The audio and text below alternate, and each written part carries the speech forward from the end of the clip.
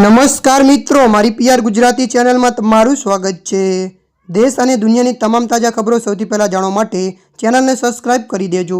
મિત્રો, અત્યારે હાલની સૌથી મોટી અને દુઃખદ ખબર સામે આવી રહી છે।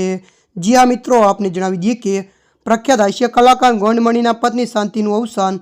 ત્યારે મિત્રો વિગતવાર આપણે વાત કરીએ તો જાણીતા તમિલ હાસ્ય કલાકાર અને અભિનેતા ગોંડમણીના પત્ની શાંતિનું 5 મેના રોજ વય સંબંધિત સમસ્યાઓ સાથે જુજમ્યા બાદ અવસાન થયું હતું।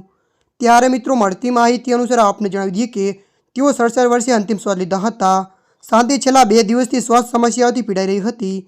ત્યારે મિત્રો મળતી માહિતી અનુસાર વધુ આપને એ પણ જણાવી દઈએ કે આજે સવારે લગભગ 10:30 વાગે તેમણે અંતિમ શ્વાસ લીધા હતા।